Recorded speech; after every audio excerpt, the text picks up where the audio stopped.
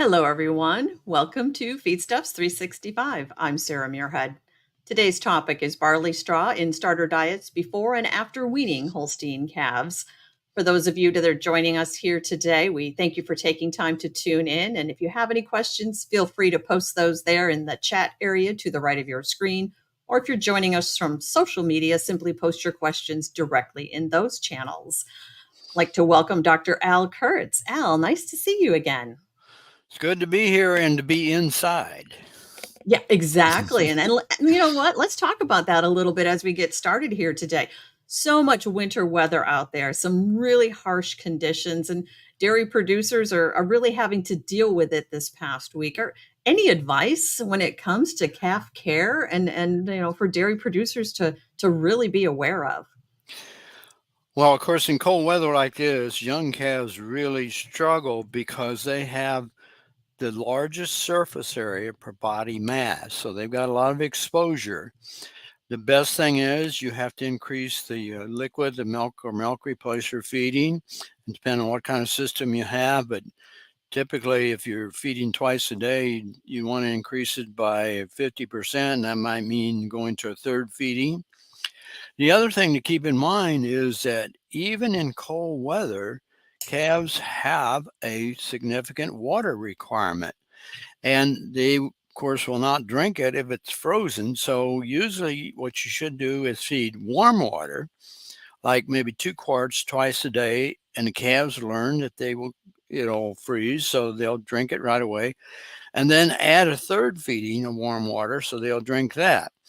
The other benefit of that is that it will increase their starter intake because there's this ratio of 4-to-1 water to starter intake.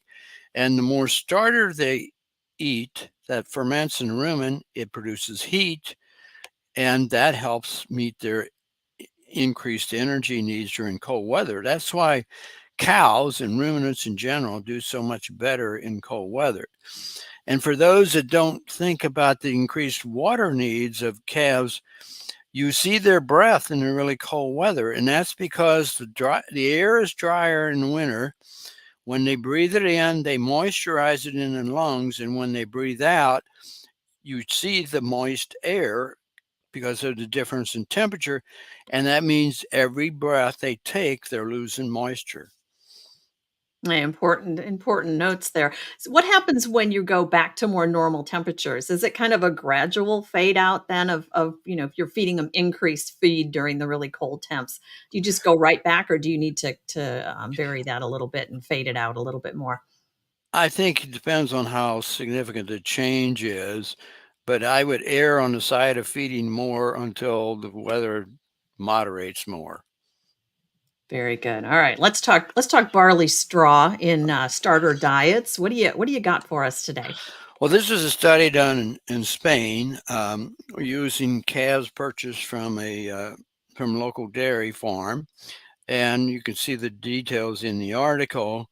But what a couple months ago we talked about a study done in Brazil in which they fed corn silage and the limitation of that. In this case, they're feeding barley straw, and we'll get back to some of the limitations of that towards the end of this presentation. But they purchased 45 Holstein calves, and they were put together in a way that there were 12 male calves and 3 female calves, and they were fed a pretty aggressive level of milk replacer.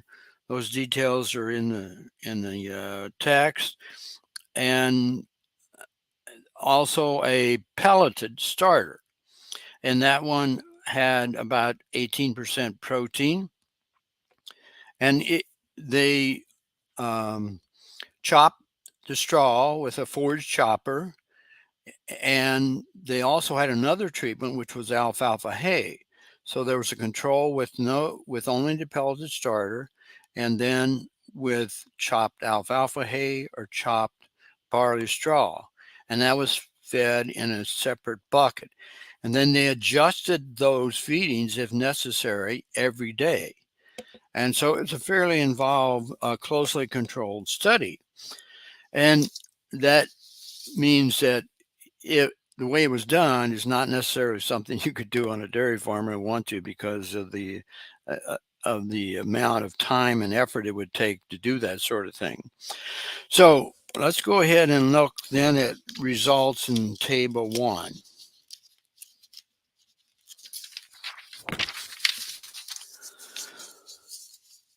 So we see the amount of milk they fed per day, 1.6 pounds. If you might remember some of the back studies that I've discussed, that's sort of a borderline. As you get more than that, you're going to start cutting back on their starter intake, and they won't wean as well and do as well post-weaning. So this is on the edge. And then you see that in the first 8 weeks, the amount of starter was about a pound. There's a bit of a trend line that when they fed alfalfa before and after weaning, both times, they had the lowest daily gain, not statistically significant. And then straw before weaning and alfalfa after weaning, intermediate, and then the most was when straw before and after weaning. And 9 to 13 weeks, again, a similar pattern, similar picture. And we'll come back to that in a minute, why that might be occurring.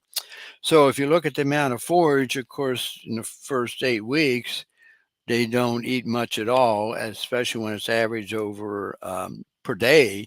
They would eat more as they went from week to week.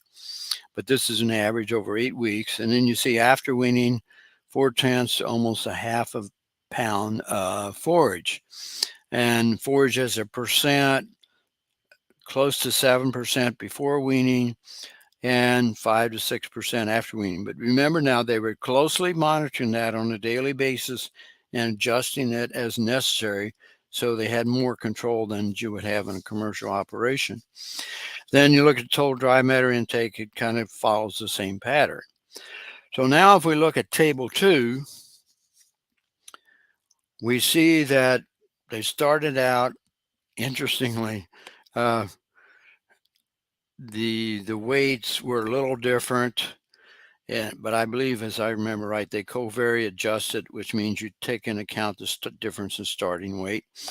The daily gain the first 8 weeks, we see that they were fairly high. Remember, they're feeding quite a bit of milk, 1.6 pounds of dry matter a day, 1.79, 172, 166, kind of that, a little bit of a sliding scale, no significant differences, but a trend line. And then after weaning, look at their daily gains, 2.88, 243, and 268. That's really quite high, but also remember that 12 of the 15 calves for treatment were male calves. So they can gain more, but if these are female calves, we would not want them gaining over a kilogram a day, which would be 2.2 pounds. So that would be excessive if they were female calves. Now, look at the last couple lines on that graph. They didn't have a measure of empty body weight. They didn't sacrifice any of the calves to do that direct measurement. So what they did was they used an estimate from the study done at Virginia Tech in 1976 by Jan and Carl Poland. And so you can see that there's some relationship on the relative to the kind of forage fed before and after weaning, so that there tends to be a less body weight gain, empty body weight gain by this prediction for alfalfa fed before and after weaning. And then post weaning, a little different pattern. So it's not quite, doesn't look like it quite measures up to what the other data are. So that gets us to the bullet points. So if we look at the first set, forage particle size. In the study, they provide the data. They actually measure the particle size, which is good because barley straw had about 19% greater than 20 millimeters. So that 20 millimeters is 2 centimeters, 2.54 centimeters per inch. So that's less than an inch. And then the other measurements. But now notice the alfalfa hay had 70% in greater than 20 millimeters. So there was quite a difference in the pattern of chopped barley straw and chopped alfalfa hay. And why might this be? I think one of the reasons might be because when you chop alfalfa hay, the leaves are very brittle, fragile, and they shatter very easily. And you can lose that. It becomes more powdery. You can lose that when you transfer the chopped alfalfa through equipment into the feeding buckets or feeding utensils.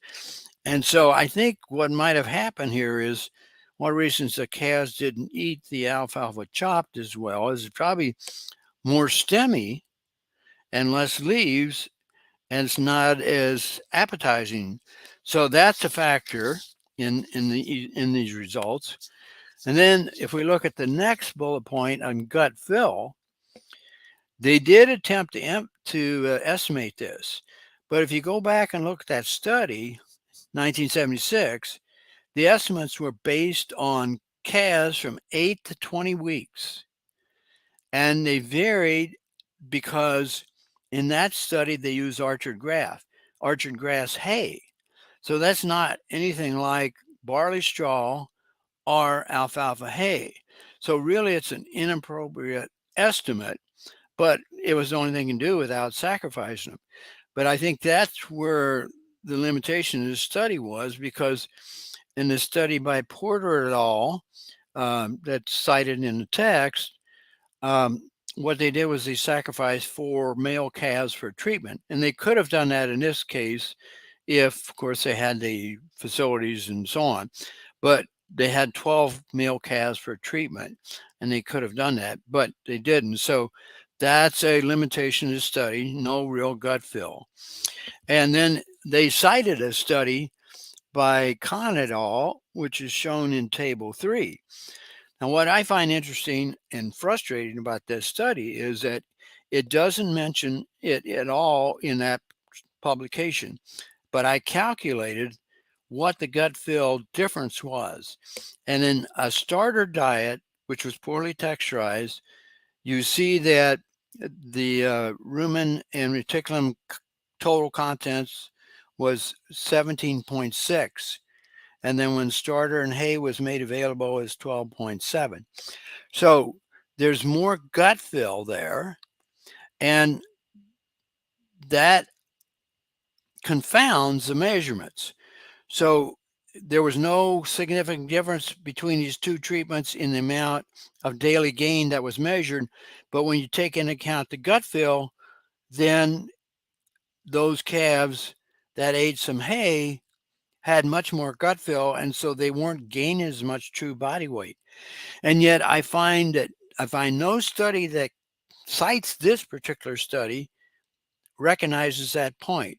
So it's kind of a, well, it confuses people in giving them wrong results, because really there's a major problem with gut fill.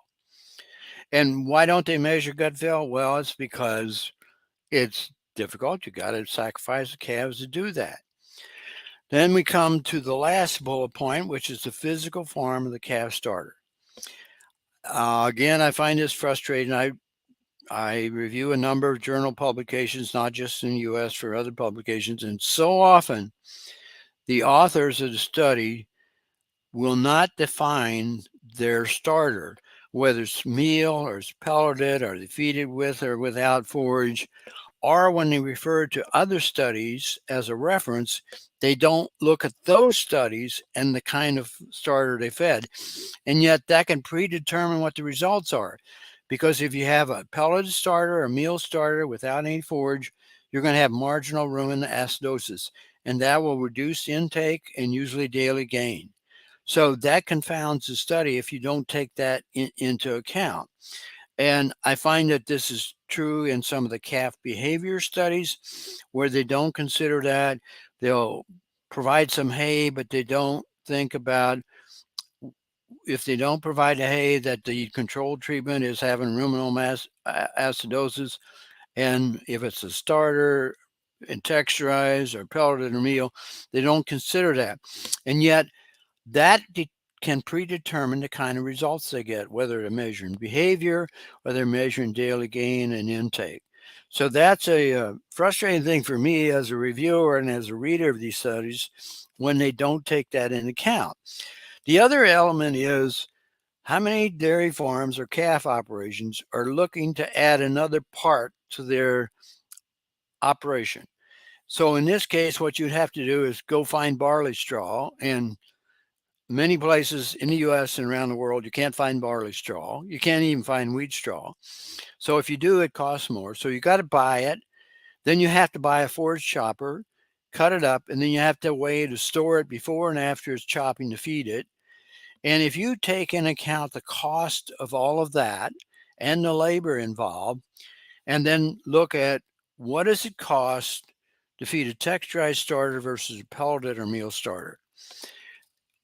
In the worst case that I've calculated, it might be $25 per calf over 2 months. Now that usually gets the attention of whoever's making that purchase.